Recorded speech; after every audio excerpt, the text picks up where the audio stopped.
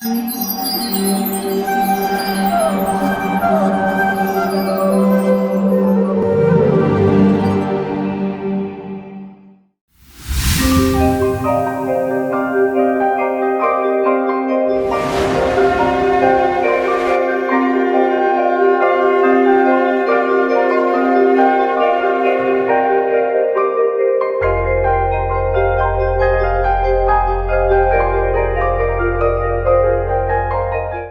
कृष्णा।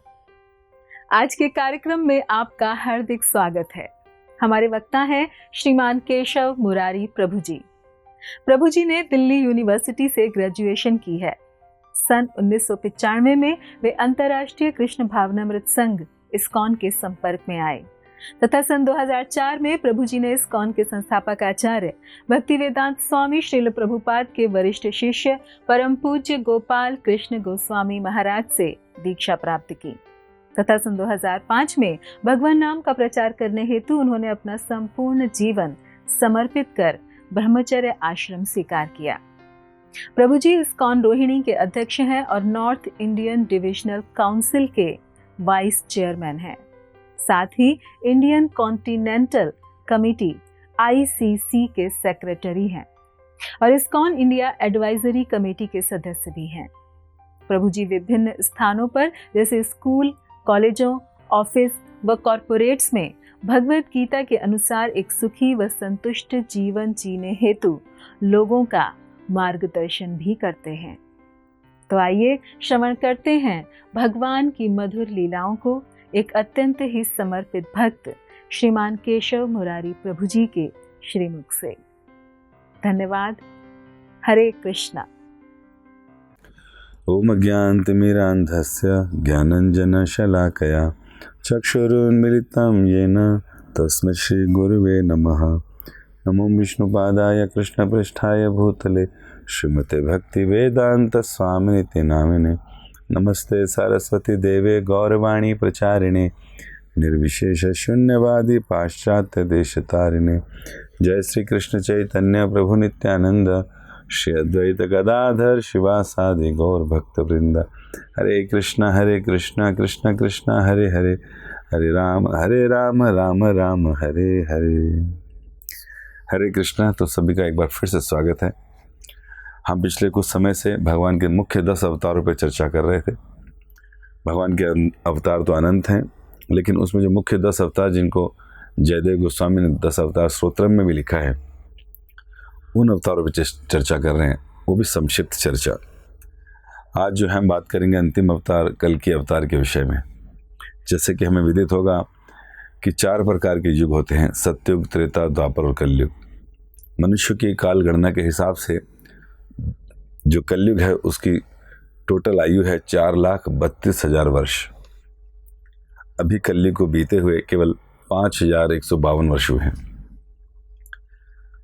और फिर जो द्वापर युग आता है उसकी उम्र कलयुग के ठीक बराबर, और उसको 2 गुना कर दें तो 8,64,000 वर्ष होती है। त्रेता युग की आयु 12,96,000 वर्ष और सतयुग की आयु 17,28,000 वर्ष। तो जब इन चारों का योग कर देते हैं तो ये चतुर्युग कहलाता है, 43,20,000 वर्षों का। और ब्रह्मा जी के एक दिन में लगभग 1,000 चतुर्युग बीत जाते हैं, तब ब्रह्मा जी के दिन के 12 घंटे बीतते हैं। तो उनके एक दिन में हम लोग कई बार आ जाते हैं, कई बार मर जाते हैं, कई योनियों में चले जाते हैं। और जैसे कि हमने पिछले एपिसोड्स में भी बात करी कि भगवान किस किस प्रकार से अवतार लेकर धर्म की फिर से स्थापना करने के लिए आते हैं, भक्तों की रक्षा करने के लिए आते हैं। अब जो ये कलयुग है, जिसे कलह का युग कहा जाता है, जिसे कलपुर्जों का युग कहा जाता है, कलेशों से भरा हुआ युग, अभी केवल 5,000 वर्ष बीतने पर ही हम कलयुग के बहुत से लक्षणों को देख सकते हैं। श्रीमद् भागवत में कई जगह पर वर्णन मिलता है कि किस प्रकार भगवान कृष्ण जब द्वापर युग में अपनी लीलाओं को समेटकर वापस अपने धाम गोलोक वृंदावन को जाते हैं, तो जैसे ही द्वापर युग से भगवान जाते हैं तो वहीं से कलयुग का आरंभ हो जाता है। हमें श्रीमद् भागवतम के पहले ही स्कंद में पता चलता है कि जब भगवान कृष्ण अपने धाम चले गए और उनकी सूचना प्राप्त हुई युधिष्ठिर इत्यादि ब्रदर्स को, तो उन्होंने भी जो है अपना साधु का वेश बनाया, राजपाट को त्यागा और निकल गए। सारा राजपाट परीक्षित महाराज को दिया। परीक्षित महाराज उत्तरा के गर्भ से प्रकट हुए थे, जो कि अभिमन्यु के पुत्र थे, और अभिमन्यु अर्जुन के।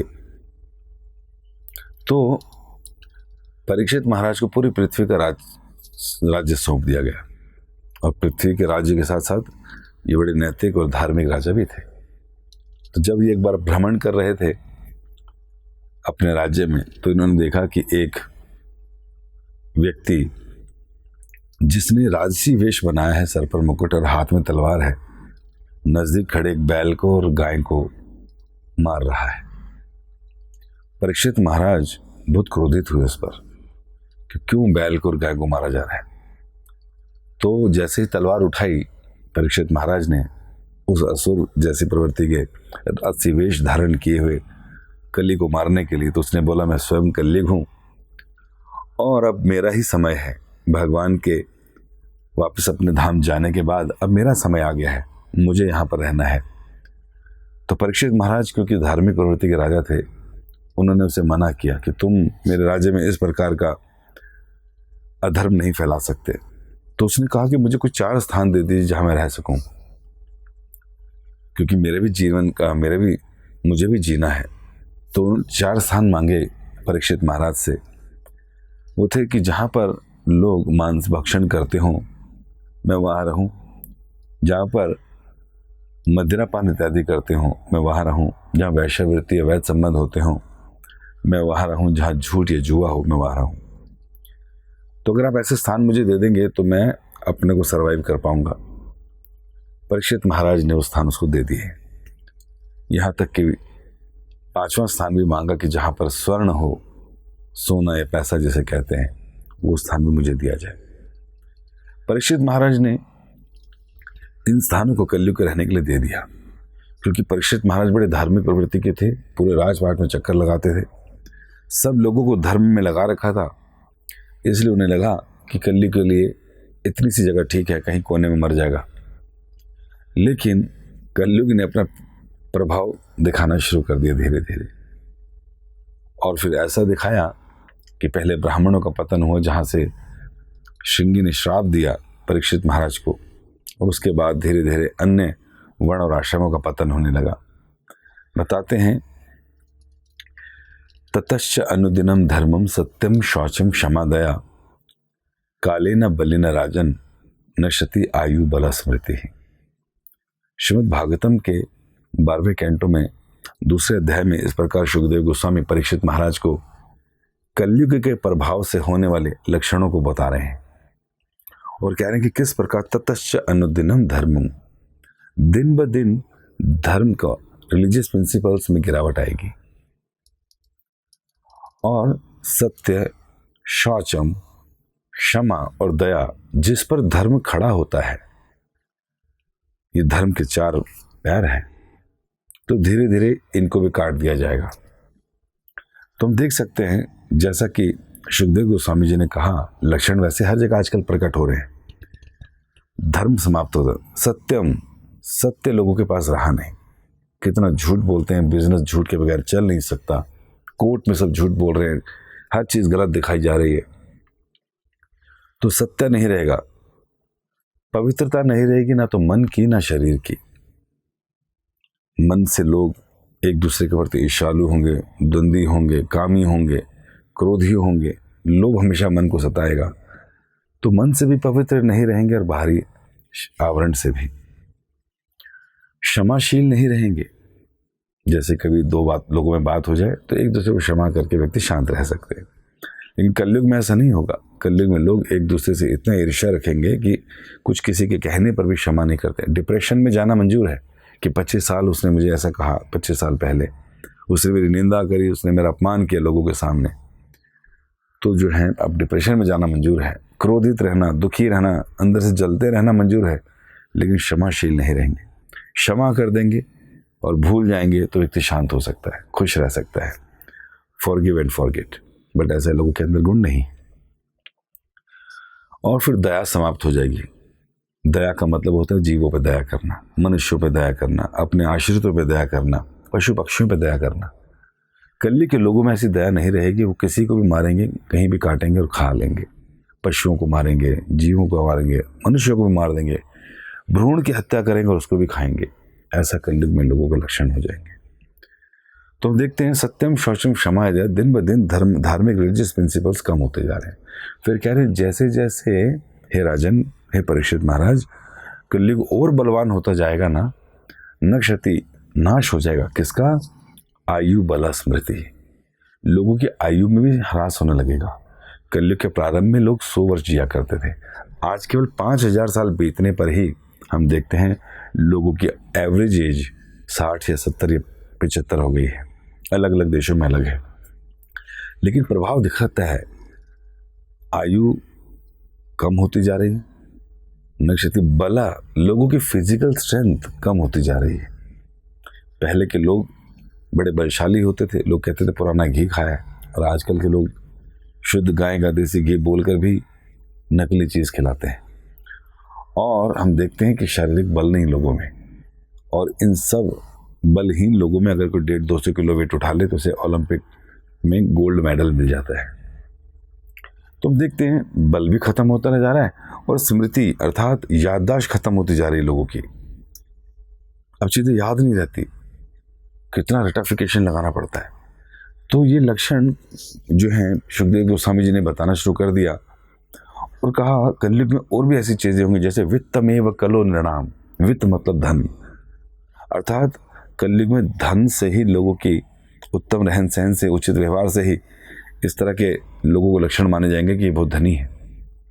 साथ में कहा गया धर्मन्या व्यवस्था कारणम बलमेव ही, अर्थात कानून तथा न्याय तो मनुष्य के बल पर ही लागू होगा। जिसके पास जिसकी लाठी उसी की भैंस, ऐसी वृत्ति हो जाएगी लोगों की। फिर ये भी कहा गया दाम्पत्य अभिरुचि रहे अनुमेव व्यावहारिके स्त्रीत्व पुंसवे चाही रति विप्र सूत्र में वही। कहा कि कलयुग में पुरुष और स्त्री बाहरी आकर्षण से एक साथ रहेंगे। जैसे आजकल तो कोर्ट भी कहती है लिव इन सिस्टम में रह सकते हैं लोग, विवाह के बगैर भी एक दूसरे के साथ रह सकते हैं, चाहे फिजिकल अट्रैक्शन। 5000 साल पहले व्यासदेव जी ने इन सारी चीज़ों को लिख दिया। फिर ये भी बताया कि लोग जो हैं आपस में कामों की इच्छाओं को कितना कोई संतुष्ट कर सकता है, इन इच्छाओं को पूरा करने में कौन कितना पारंगत है, इस आधार पर शादियां करेंगे या एक साथ रहेंगे। व्यापार में सफलता कपट पर निर्भर करेगी, और केवल जनेऊ धारण करने से लोग ब्राह्मण कहलाएंगे, गुणों से नहीं। ये भी श्रीमद् भागवतम में पहले ही बता दिया गया। बाह्य प्रतीकों से ही ये सुनिश्चित होगा कि व्यक्ति कितना धार्मिक है। जटाएं रखना, वैरागी वेश पहनना, बड़े बड़े आश्रम बनाना, और बाहरी लक्षण ऐसे प्रकट करना कि जैसे कि बहुत बड़ा धर्मात्मा है, लेकिन ऐसा अंदर से नहीं होगा। जीविका जो है, कमाने के लिए लोग जो हैं किसी भी तरह तक गिर सकते हैं, और जो है जिसके पास जीविका नहीं होगी उस पर संदेह कर देखेंगे लोग कि इसके पास पैसा क्यों नहीं है। और जो अधिक चिकनी चुपड़ी बातें करेगा उसको भी पंडित माना जाएगा कि ये व्यक्ति बहुत बातूनी है और ये व्यक्ति ही जुबान की खाता है, ऐसा बताते हैं। जिसके पास धन नहीं होगा उसे अपवित्र माना जाएगा, दिखावे को ही गुण माना जाएगा। और विवाह तो जो हैं, जैसे अभी लोग 7 फेरे लेते हैं, बहुत रिचुअल्स होते हैं, लेकिन कलयुग में लोग विवाह जो है मौखिक स्वीकृति से ही विवाह संपन्न हो जाएगा कि अच्छा आपको कबूल है जी, हमें भी कबूल है, चलिए जी, इस प्रकार हो जाया करेगा। जो व्यक्ति नहा लेगा वो अपने को योग्य समझेगा लोगों के बीच में आने के। फिर ये भी कहा गया दूरे वार्यनम तीर्था लावण्य केश धारणम उदर भरतां स्वार्थम सत्यमेव धाष्टमेव ही दाक्षम कुटुंब भरणम यशो अर्थे धर्म सेवनम। कह रहे हैं दूर वार्यनम तीर्थम, दूर कहीं पर पानी का कोई पुण्य होगा, नदी बहेगी तीर्थों में, तो वहाँ जाकर उसको तीर्थ समझ के स्नान करने जाएंगे पाप धोने के लिए। हम देखते हैं आजकल इस तरह के लक्षण हमें अभी से दिखाई देने लगे। लेकिन वहाँ पर जाकर जो साधु संत हैं, जो प्रमाणिक गुरु हैं, उनके पास जाके तीर्थ की महिमा, भक्तों के संग की महिमा नहीं सीखेंगे।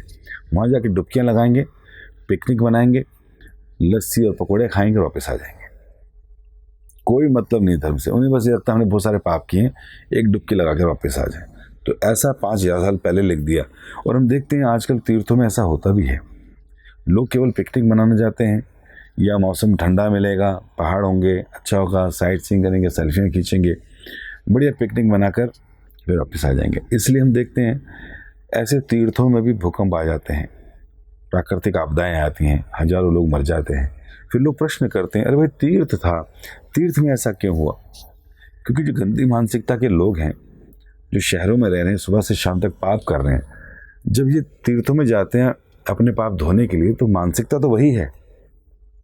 तो वहाँ पर भी वो इंद्रिय तृप्ति के संसाधन ढूंढते हैं और फिर श्राप इत्यादि, मानसा इत्यादि, व्यभिचार इत्यादि वहाँ करते हैं तीर्थों में। और इसलिए कई बार वहाँ पर आपदाएं आती हैं। तीर्थों में तीर्थ का काम नहीं हो रहा, तीर्थ में पवित्रता का काम नहीं हो रहा, इसलिए तीर्थ भी ऐसी आपदाओं की चपेट में आ जाते हैं और लोगों को उसका नुकसान होता है। फिर कहते हैं लावण्य केश धारणम। कलयुग में लोग जो जितने अच्छे अपने बाल बनाएंगे, बालों की सज्जा जितना अच्छा करेंगे, उनको जितना अच्छा कलर करेंगे, जितने उसके डिज़ाइन तैयार करेंगे सर पर, उसी से लोगों की सुंदरता की जाएगी। नो डाउट बाल रखना एक सुंदरता का लक्षण है। इस्कॉन में भी हम देखते हैं कि भक्त लोग बाल रखते ही नहीं। प्रभुपाद जी कहा करते थे कि बालों को रखना, उसको संभालना, उसकी सफाई रखना, उसमें नाना प्रकार के कीटाणु आ जाते हैं और सबकी आसक्ति रहती है बालों से। तो भगवान के लिए हम अगर बालों को त्याग देते हैं तो ये भी एक त्याग है। साफ सुथरा रहना और भगवान की सेवा में लगे रहना। नहीं तो बालों को संभालते रहिए, बालों टूट टूट के भोजन में जाएंगे और उसी के रख रखाव में समय निकल जाएगा। भक्त लोग अपना समय बचाते हैं ताकि वो अधिक से अधिक भगवान के नाम का जप कर सकें।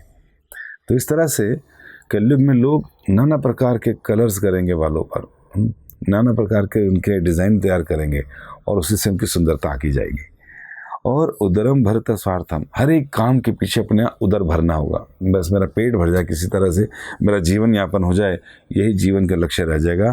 फिर कह रहे हैं सत्यत्वे धाष्ट्र में वही, अर्थात बताते हैं कि तथाकथित लोग जो हैं, जो जितना ढीठ होगा, चाहे वो झूठ बोल रहा हो लेकिन अडिग रहेगा उस पर, तो उसको सत्य मान लिया जाएगा।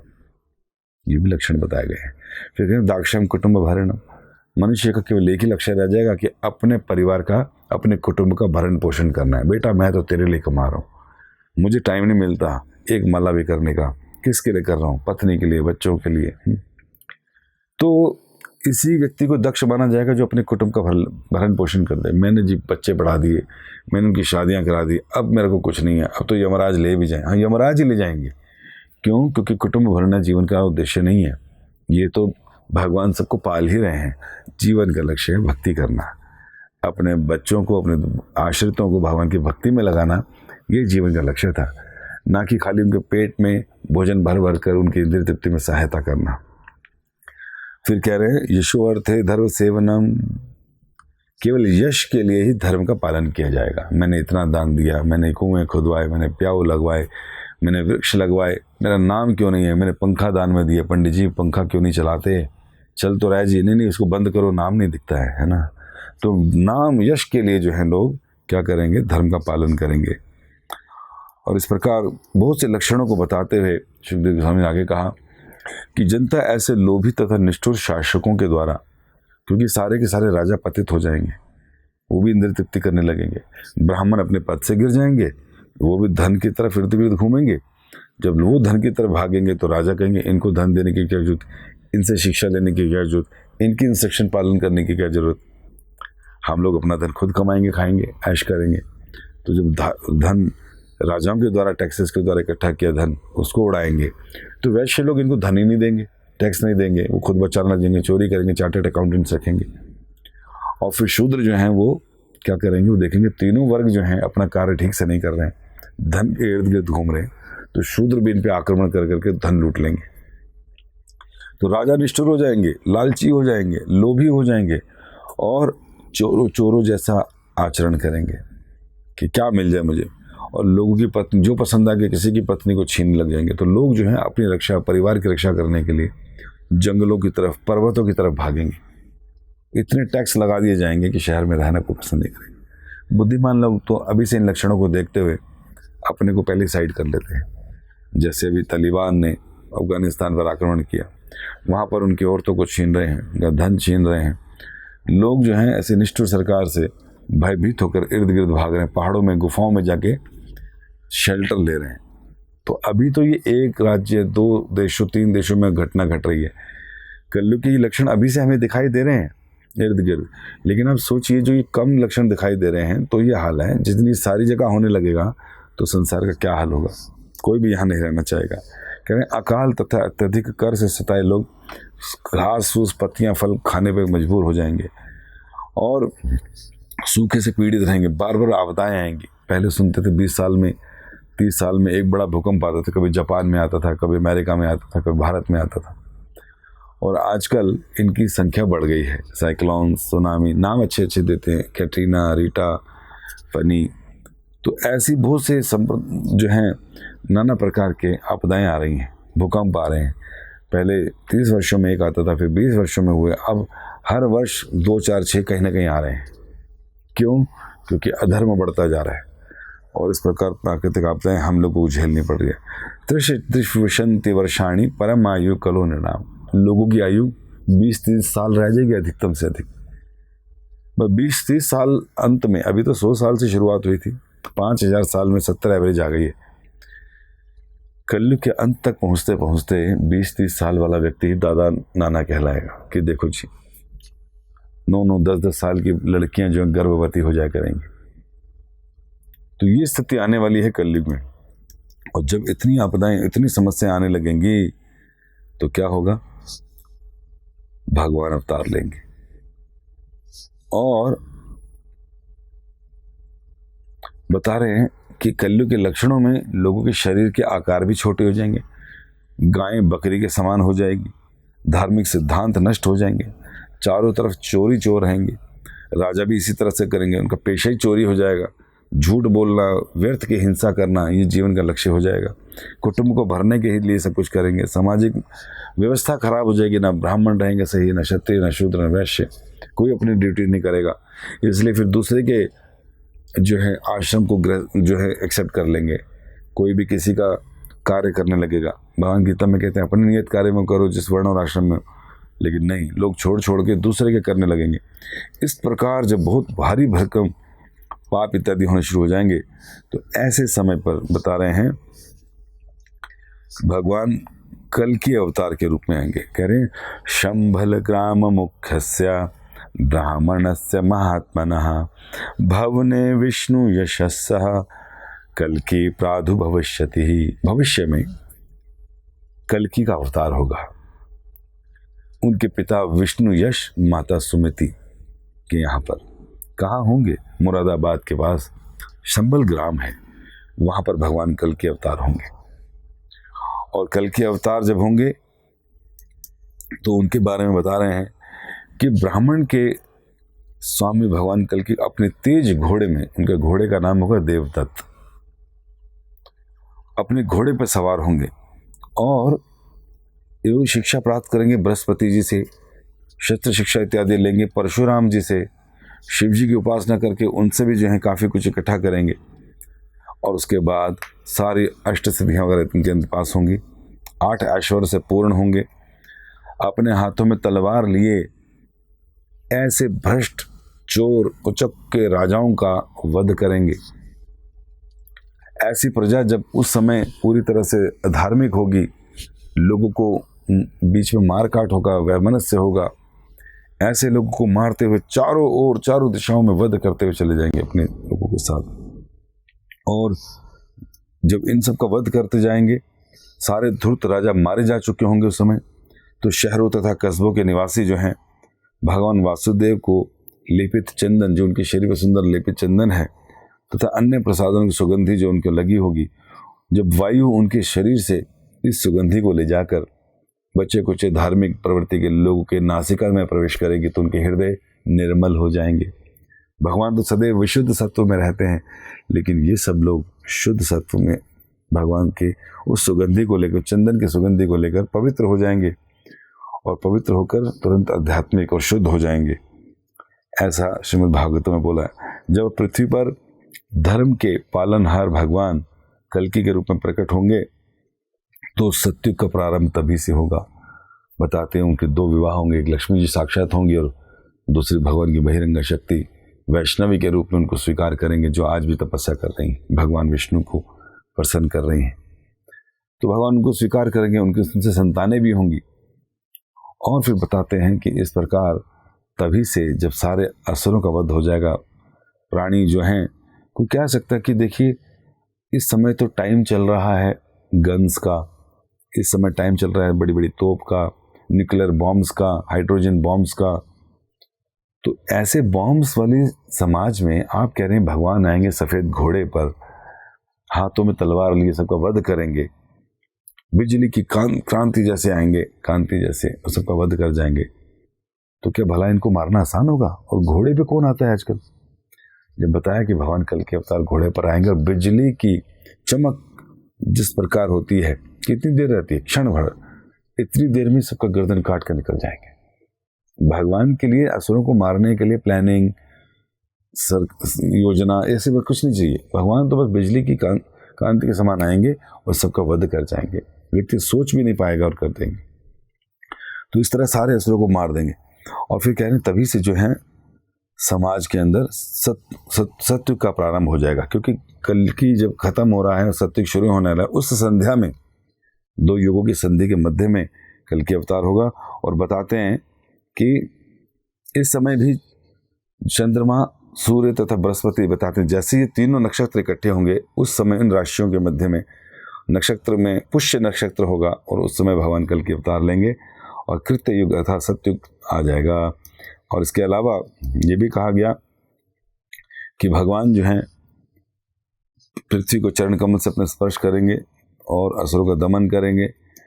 लेकिन सूर्य वंश और चंद्र वंश के जो राजा हैं, जो अभी भी इस समय 9वें स्कंद में बताया गया, अभी भी वो तपस्या कर रहे हैं और विवस्वत मनु समय चल रहा है। लेकिन जो अगला मनवंतर शुरू होगा तो बताते महाराज शांतनु का भाई जो देवापी है तथा जो सूर्य वंश से है, और इक्ष्वाकु देवापी तथा इक्ष्वाकु वंशी मरु दोनों ही महान योग शक्ति से युक्त हैं और अब भी कलाब नाम के ग्राम में क्या कर रहे हैं, तपस्या कर रहे हैं। तो शांतनु के भाई जो देवापी हैं वो चंद्र जो हैं संप्रदाय को शुरू करेंगे, चंद्र वंश को, और इक्ष्वाकु के वंशी जो है मरु, जो इस समय तपस्या कर रहे हैं कलाब ग्राम में, वो लोग जो हैं आगे सत्य की स्थापना में योगदान देंगे।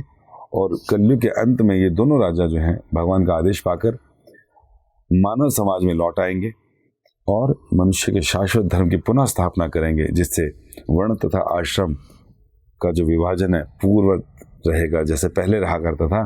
फिर से वर्ण आश्रम धर्म की स्थापना करके ब्राह्मण अपना काम करेंगे, क्षत्रिय अपना काम करेंगे, वैश्य अपना, शूद्र सबकी सेवा, इस प्रकार फिर से धर्म की स्थापना करेंगे सत्युग में। तो ये है कल की अवतार के विषय में। हमें चाहिए कि हम लोग भगवान के जो अवतार हैं इनको सुनने के साथ साथ इनकी शिक्षाओं को भी सुने। एक छदम अवतार भगवान का और हुआ था, वो है चैतन्य महाप्रभु का, जिन्होंने शिक्षा दी कि हरे कृष्ण महामंत्र जपने वाला व्यक्ति भगवान के धाम को आसानी से प्राप्त कर सकता है, क्योंकि उस पर ये जो लक्षण हमने कलयुग के बताए इसका कोई प्रभाव नहीं रहेगा अगर निरंतर भगवान के नाम का जप करता रहेगा। हरे कृष्ण कृष्ण कृष्ण हरे हरे, हरे राम राम राम हरे हरे। अगर इस प्रकार व्यक्ति जो है भगवान के नामों का जप करता रहेगा तो निश्चित रूप से भगवान उसको कलयुग के किसी भी प्रभाव से वंचित, उसको टच भी नहीं कर पाएंगे, इस प्रकार का भाव रहता है। इसलिए बताते हैं कल के अवतार के विषय में, मल्लेच्छ निवहन धने कलयस करवालम, धूम के तुम किम अपि करालम, केशव धृता कल की शरीरा, जय जगदीश हरे, जय जगदीश हरे, जय जगदीश हरे। धन्यवाद। हरे कृष्ण। ऐसे ही और भक्तिमय कार्यक्रमों के लिए देखिए हरे कृष्णा टेलीविजन और इसे प्राप्त करने के लिए आप अपने केबल अथवा DTH ऑपरेटर से संपर्क करें तथा और अधिक जानकारी के लिए आज ही डायल करें 7666 839 839।